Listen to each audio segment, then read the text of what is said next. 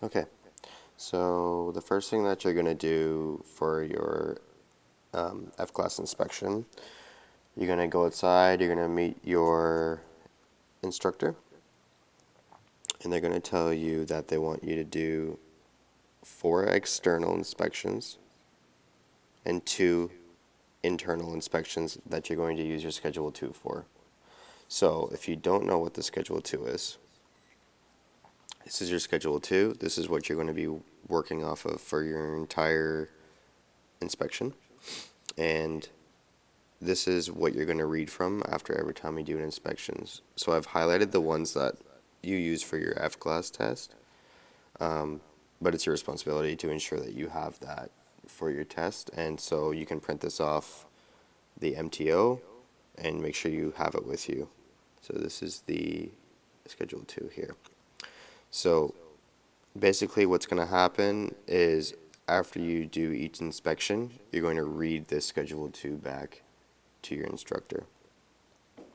And we'll go through each one.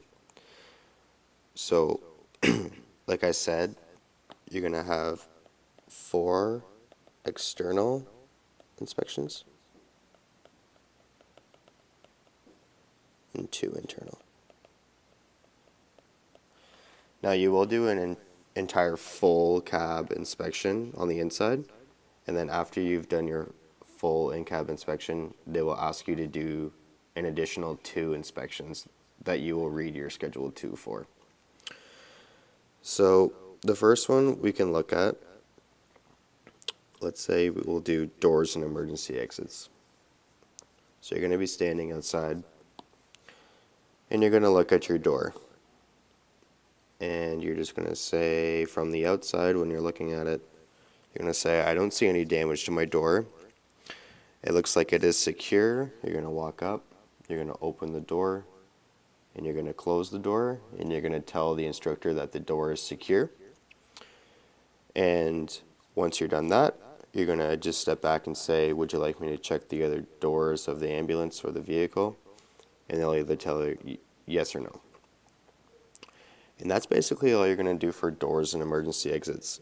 Once you're done doing that inspection, so you say, yes, there's no damage to the door, it's secure, it closes safely. You'll pull out your Schedule 2, you'll look at your doors and emergency exits, which is here, and you'll say, the minor defects of doors and emergency exits is that the door, window, or hatch fails to open or close securely, and the alarm is inoperative. Those are minor defects. You can drive the vehicle, but you must report it to your supervisor, and you're going to log it in your book. Then you're going to look at your major defects column, which is up here, and you're going to say, when carrying passengers, required emergency exits fails to function as intended, and that's a major defect. You can't drive the vehicle. You're going to report it to your supervisor, and you're going to log it in your book. So you're going to read that to him, and then you can move on to your next inspection. So doors and emergency exits done. Driver controls and driver seat, that'll be interior inspection. So we'll go over that in a minute. So exhaust system is the next one. This one here. So exhaust system, first thing you're going to do is you're going to get in the vehicle and you're going to start the vehicle. Then you're going to get out, you're going to come to the front of the vehicle, you're going to pop the hood. You're then going to open up the hood, you're going to look down into the hood, and you're going to say, I don't smell any exhaust, or I don't smell any gas. You can also look underneath, so you can get underneath, and you can look and make sure that you don't see anything that's dripping or leaking. So once you do that, you're going to walk down the side of the vehicle, you're going to look on the side there. You're going to get down underneath, you're going to look at the exhaust pipe that's hanging, and you're going to say, I don't see any leaks. I don't see any cracks to the exhaust system. Everything is secure to the vehicle. There's no damage. And then you're going to come to the back where your muffler would be, and you're going to say the same thing. There's no cracks. There's no damage. Everything is secure to the vehicle. Those are the main things that you want to say for most of your inspection. And basically what you're doing is you're just trying to cover your Schedule 2. So if you look at the Schedule 2, you'll see exhaust system, exhaust leak, except as described in column 3 is your minor defect. And what you're going to say is you can drive it, you must report it to your supervisor, and you're going to log it in your book. The next one says leak that causes exhaust to go gas to enter the occupant compartment. So the last part of your exterior inspection for exhaust, once you've checked under the lifted the hood up, checked in the hood, make sure there's no leaks. Check underneath, no leaks, everything's secure. Check on the side, everything's secure, no damage, and everything's secure to the vehicle. And you're going to check the back and do the same thing. You're going to then get inside the driver compartment. You'll start the vehicle, and if you're going to say to the evaluator that you don't smell any gas or fumes in the driver compartment. And that's the last part of your exhaust inspection. And then you'll just read your exhaust system part of your Schedule 2 to him if he asks you to check those. So he's only going to ask you to check 4 external things, but it's important for you to know all of the external inspections. So yeah, exhaust system is done, and then you're going to read your Schedule 2 to him, and then just tell him what you would do if you had a minor defect and a major defect. Exterior body and frame. First thing you're going to do for that one, you're going to pop the hood again. So let me just erase these old ones here.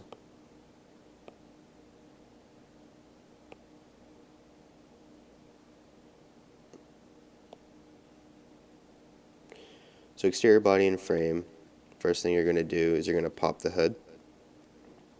So hood is open. You're going to look down. Most of the time you can't actually see the frame from the engine compartment, but you're just going to say you do. You're going to look down, you're going to say I don't see any damage to the frame, I don't see any shifting or any cracking. You can get underneath. I always advise everyone to get underneath and look, just so you're doing a more thorough inspection. So get underneath the front of the vehicle, just look underneath and say you don't see any damage to the frame, you don't see any visible cracking or damage. You're going to walk down to the side, do the same thing, no damage, no cracking, everything is secure, no visible shifting. And then you're going to step back and you're just going to look at the entire body of the vehicle, whether it be an ambulance or a van or whatever you may be using. You're just going to say, I don't see any damage to the body of the vehicle. Everything looks secure. You can even go up and grab like a piece of the bumper and just shake it a little bit just to show them that you're checking to make sure that everything is secure. So you're just going to say, yep, body looks secure, everything is attached, there's no damage, no cracks to the body of the vehicle. And then you want to make sure that you're checking the frame. So again, I'll just go over it again.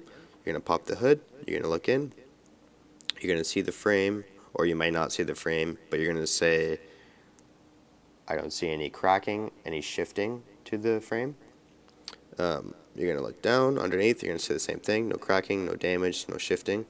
And then the side of the vehicle over here is where you're going to say no cracking, no shifting, everything, no damage at all.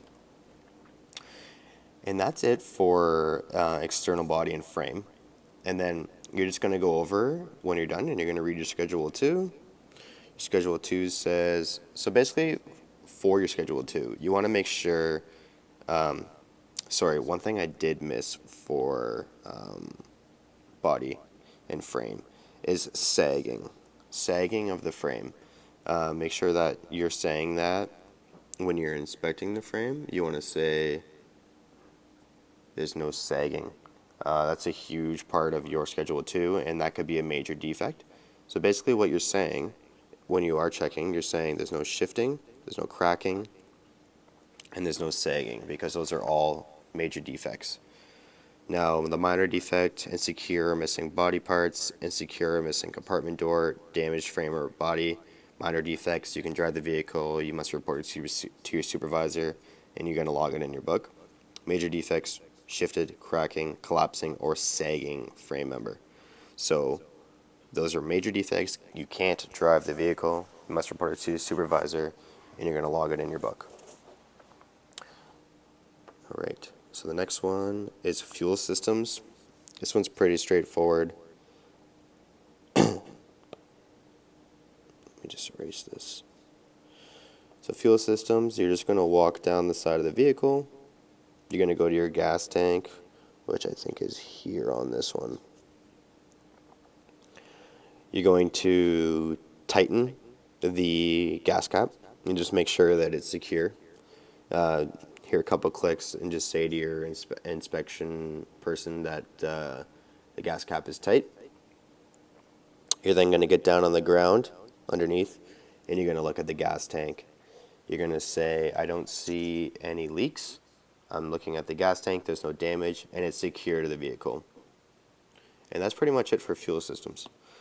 Then once you're done doing that inspection, you're going to pull your Schedule 2. There's no minor defects for fuel systems.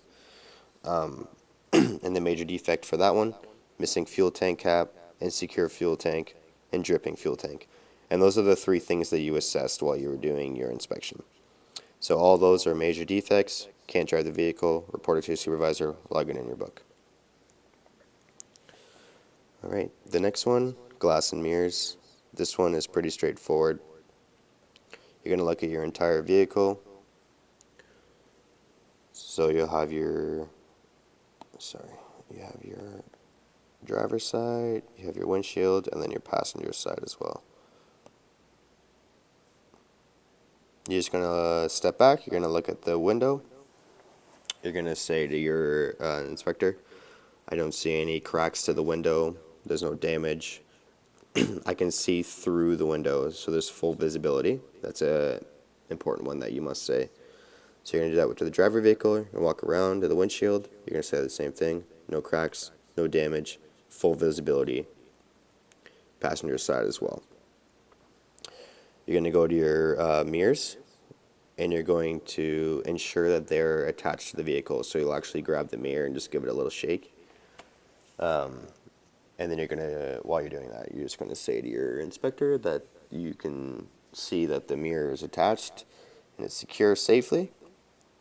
You're going to look in your mirror and you're just going to say, there's no damage, there's no cracks, I can see through the mirror and there's full visibility. And that's it for glass and mirrors. If you have glass on your back doors or you have back windows, just ask the inspector if he wants you to check all all windows, or if by just checking the windshield and the driver's side, you'd be okay with that. So once you're done that, you're going to read your Schedule 2, and So required mirror or window glass fails to provide the required view to the driver as a result of being cracked, broken, damaged, or missing. And required mirror glass has broken or damaged attachments onto the vehicle body. Minor defects, you can drive the vehicle, report it to a supervisor, log it in your book. Now, major defect, if you are carrying a passenger, the view of the road is obstructed by the area that's swept by the windshield wipers. That's a major defect. You can't drive the vehicle, you must report it to your supervisor, and you log it in your book. So it's really important to be reading your Schedule 2 after each inspection they tell you to do, or they will fail you. It's an automatic fail. So, glass and mirrors, fuel systems is done, exterior body. So these are all interior, heater and defrosters, interior as well. So we'll go over that. So horn is interior. Oop. So hydraulic brake systems. So this is one that they usually always ask because it's a difficult one to check. So first thing you're going to do is you're going to pop the hood. So open up your hood, and as you open up the hood, you'll see your engine. I know all the engines look different, but most of the time hydraulic brake fluid is this one right here. I can't really see that well. It's that one there. Sometimes it can be located on this side, and then sometimes it can be located over here. On my vehicle that I did my test on, it was located on the right side. Doesn't really matter. It all looks the same. So it's that little compartment with you'll see the cap on it that has like the yellow writing. So the first thing you're going to do, I have it written down here for you, you're going to open up the hood. You will look at the fluid container. You're going to look how much fluid is in there. And you're just going to tell the evaluator that the reservoir, or the thing that holds the fluid, is greater than a quarter full. So that's important because a quarter full is the minimum level that you could drive this vehicle with your brake fluid. If it was less than a quarter full, it's either a minor or a major defect, and you won't be able to use this vehicle. So yeah, so you'll look at the fluid container, you'll tell the instructor, okay, I'm looking at it, I'm seeing that the fluid level is greater than a quarter full, which is the minimum reservoir. I don't see any leaks, so you're going to check engine and ground for any leaks. You can look in the engine compartment, say there's no leaks, and then you're going to actually get down on the ground and look underneath. And you're going to say there's no leaks as well. So no leaks from the brake fluid, nothing on the ground. You're then going to get up, you're going to walk around, you're going to get into the driver's seat. You're going to pump the brake approximately 3 or 4 times. So the vehicle is off at this time. So you're going to pump the brake, pump, pump, pump, pump, so about, let's say 4 times, until the brake pedal gets hard under your foot, until you can't pump it anymore. Once it gets hard, you're going to hold your foot on that brake pedal, and you're going to start the engine. So as you start the engine, your brake pedal should drop slightly. And basically that is the pressure from the hydraulic brake system. So that's how you check the brake system to make sure it's working properly, and that's what they want you to do for your inspection as well. So once you do that full inspection, you're going to go pull out your Schedule 2, and you're going to say minor defect, brake fluid levels below indicated minimum level. So sorry, that was a minor defect. So you can drive the vehicle, report it to your supervisor, log it in your book. Major defect, brake boost or power assist is not operative, brake fluid leak, brake pedal fade or insufficient brake pedal reserve, activated warning device, brake fluid reservoir is less than a quarter full, parking brake is inoperative. Those are all major defects. You can't drive the vehicle. Report it to your supervisor and you log it in your book. Lamps and reflectors, that's not something that they're going to test you on. Passenger compartment, that's not something they're going to test you on. Steering is interior, so we'll go over that.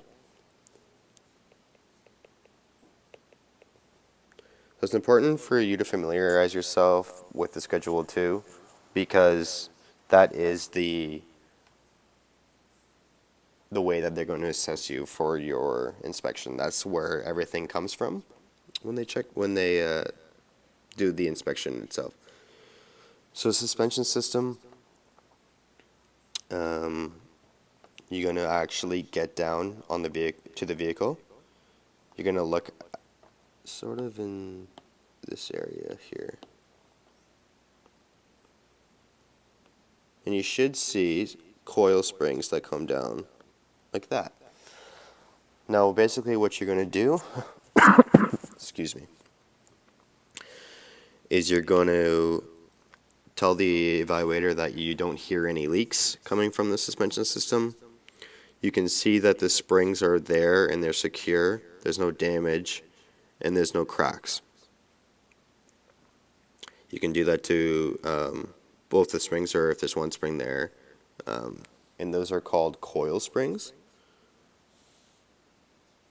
So coil springs. Now, if they ask you to check the rear of the vehicle, they'll ask you to check leaf springs. So these actually look a little bit different. So leaf springs are sort of like overlapping pieces of metal. They sort of look like this underneath the vehicle. And basically what happens with those is they're secured by something called a U-bolt. So I'll see if I can find a picture for you guys.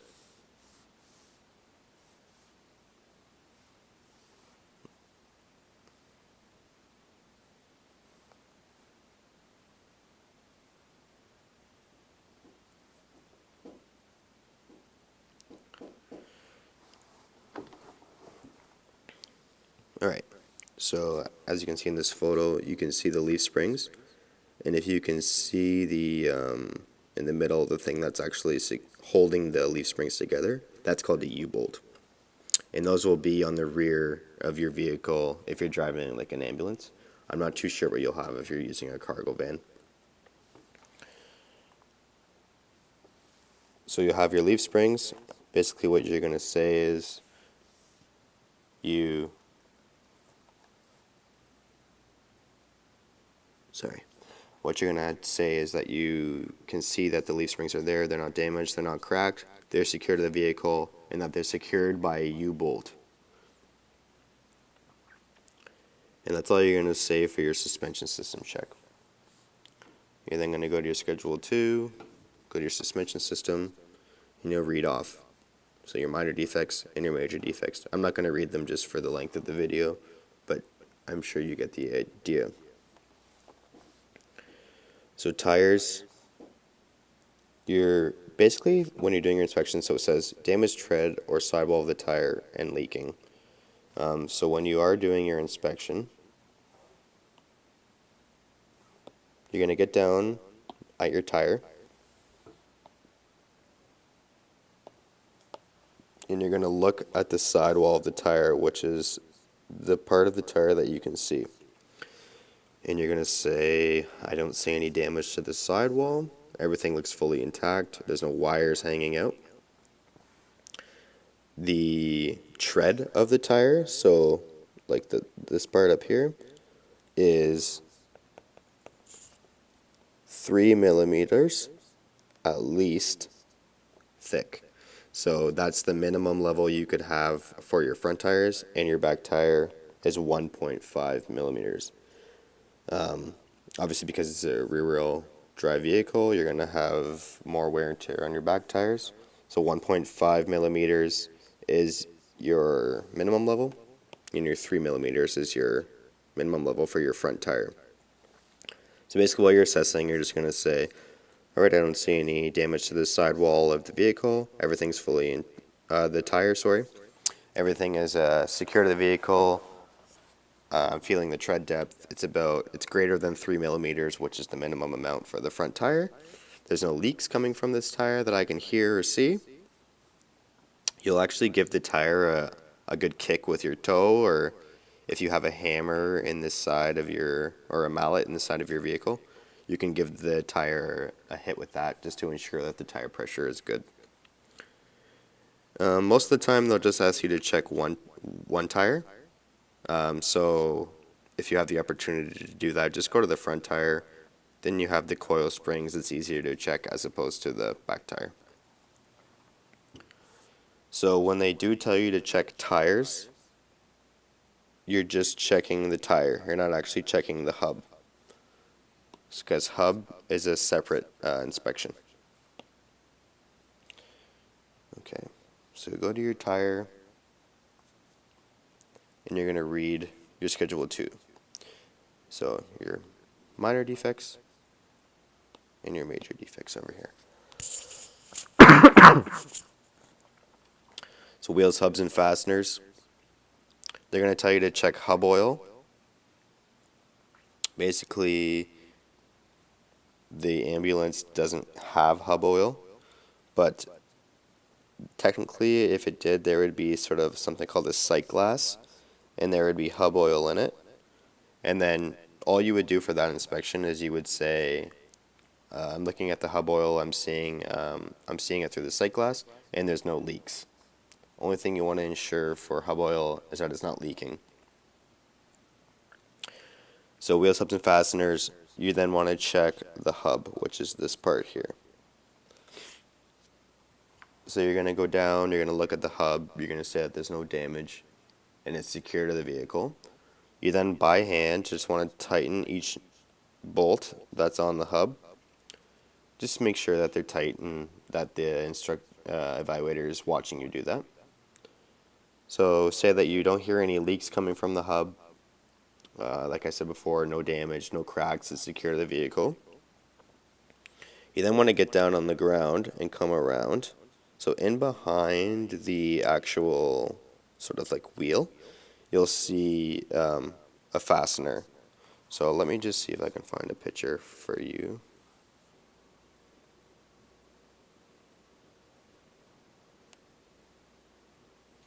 Alright, so with this picture you can see right beside the tire is the actual fastener that's holding it to the vehicle. And you can see that it's secured with bolts to the axle. That's the thing that you're going to be checking for fastener, and you're just going to say that there's no damage, there's no cracks. You're seeing that it's securing the wheel to the vehicle safely, and nothing is hanging from the tire that could interfere with the fastener. Now, another thing you want to make sure you're checking with wheels, hubs, and fasteners, or even tires if they ask you to check tires. Sometimes these vehicles have two tires in the back, and you basically just want to stick your head in to make sure that nothing is going to be rubbing or going to interfere with your tire rotating, whether it be the mud flap or anything else, your fender in the front. So you can add that into your inspection. Just say that when you are checking the tire or the wheel, nothing is interfering with the tire's ability to spin, and nothing is rubbing against it. So when you're done that one,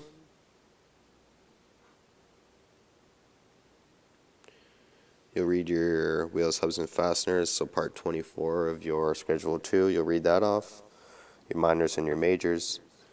And your windshield, wiper, and washer fluid is part of your interior inspection.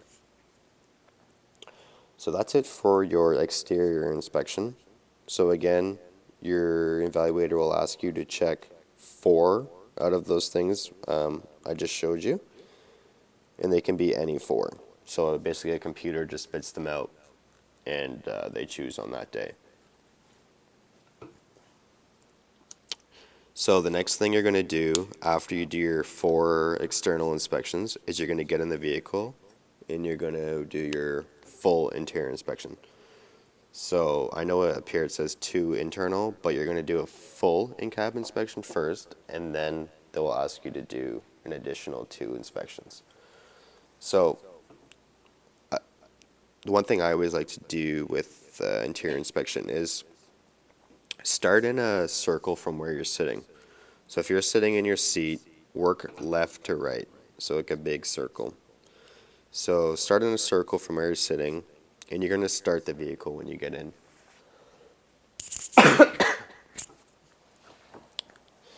So the first thing you're going to check is you, so the seat that you're sitting in. So you're going to move it forward, you're going to move it back, and you're just going to ensure that it locks into place. You can ask the instructor to do it as well. They're going to be sitting in the passenger seat. They probably won't, but just give them the option to try it if they want to. The next thing I always like to say, it's not really part of the inspection, but it's just good to say, is there's nothing on the floor that can interfere with your ability to drive or move the pedals. So there's no water bottles or garbage or anything on the floor that could roll around. The next one is seatbelt. You're going to pull your seatbelt right out. You're going to say that there's no rips, there's no tears, and it locks right into place. So 2, seat, when you're checking your seat, in your Schedule 2, there's actually a driver seat part of your Schedule 2 that has minor and major defects that you'll read if they ask you to check the driver's seat again. So seatbelt, we went over. Door, you're just going to look at your door. You're going to say that there's no damage, no cracks or anything. Window, so we did seat. Now we did our door, and now we're at our window. So we're sort of working in a big circle. You're going to say that there's no damage, there's no cracks. The window goes up and down. So you want to ensure that you're telling the instructor that there's clear visibility throughout your window. That's an important one. So once you've done that, you're going to go to your side mirror.